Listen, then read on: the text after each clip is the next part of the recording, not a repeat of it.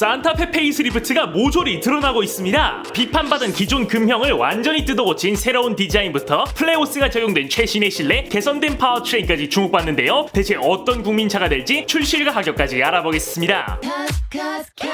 No one can do it like we do it, like we do it, like we do it. 'Cause no one can do it like we do it, like we do it, like we do it. 'Cause no one can do it like we do it, like we do it, like we do it.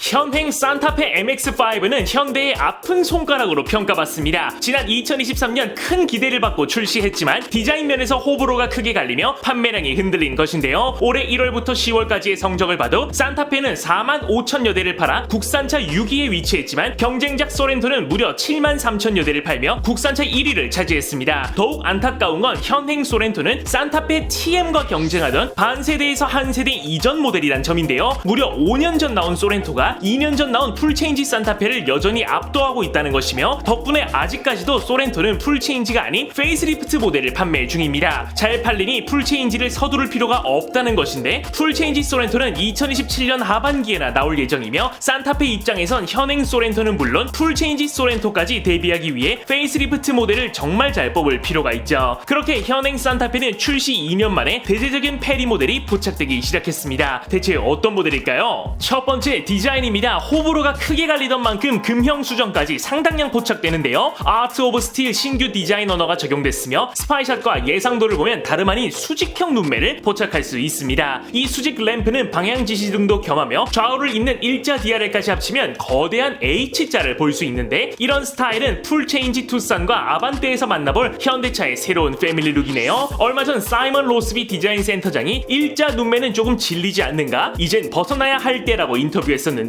이런 대형 H 눈매와 분리형 헤드램프 적용을 염두에 둔 인터뷰였을까요? 두 분리형 램프 사이엔 액티브 그릴 셔터가 탑재된다 알려졌죠. 이렇게 새로운 전면부는 사실상 풀체인지와 다름없는 변화를 선보이는데 산타페가 얼마나 급한 상황인지를 엿볼 수 있습니다. 전 기존보다 훨씬 나아 보이는데 여러분은 어떤가요?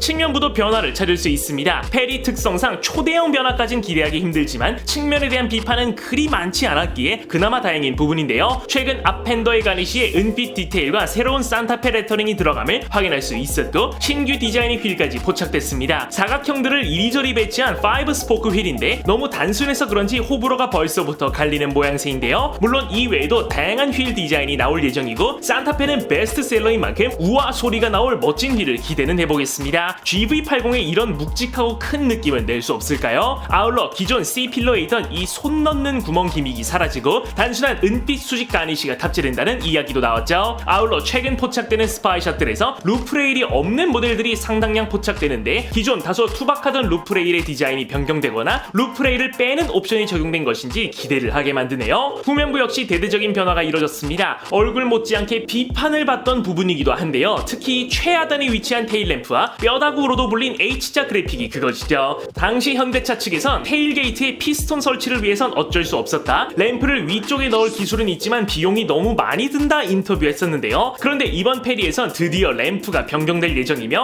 헤드램프 DRL과 흡사한 세로형 램프와 좌우를 잇는 일자 램프까지 탑재해 패밀리 룩을 선보일 예정이죠. 어째 기존보다 나아 보이나요? 아울러 뒷팬더의 볼륨까지 수정해 기존의 항아리 비주얼을 완화할 것이란 추측도 나오고 있죠. 두 번째 실내입니다. 이번 페리에서 실내 역시 대대적으로 개선되며 가장 대표적인 건 역시 플레오스 커넥트의 적용인데요. 주행 중인 테스트카에서 이미 포착돼 적용이 확정됐습니다. 16:9 비율의 거대한 화면을 비롯한 플레오스의 적용은 구매 예정인 분들은 환영하겠지만 기존 오너들 입장에선 조금 섭섭한 변화이기도 한데요. 테슬라를 닮은 말끔한 인터페이스와 대화형 AI 클레어, 안드로이드 오토모티브 기반의 스토어와 각종 앱을 이용할 수도 있겠네요. 향후 10년을 이끌 새로운 인터페이스인 만큼 상당히 기대되며 물론 스티어링 휠과 센터 콘솔 등에도 변화가 있을 예정입니다. 현행보다 고급감 면에서 플러스 요소가 있을 것이란 추측이 따르고 있죠. 세 번째 재원입니다. 파워트레인은 기존 그대로 유지한다 알려졌습니다. 다만 소프트웨어 업데이트 등을 통한 연비의 소폭 개선 정도는 기대해볼 만할 것 같네요. 마지막 출시일과 가격입니다. 산타페 페리는 2026년 하반기 공개를 예상하며 현재 3,600만원인 시작가에서 100에서 200만원 수준 인상을 예상하는 분위기입니다. 실내에부터 인포테인먼트까지 전부 뜯어고치기에 인상을 피할 순 없겠다는 분석이 있는데 여러분은 어떻게 생각하는지 댓글로 알려주세요.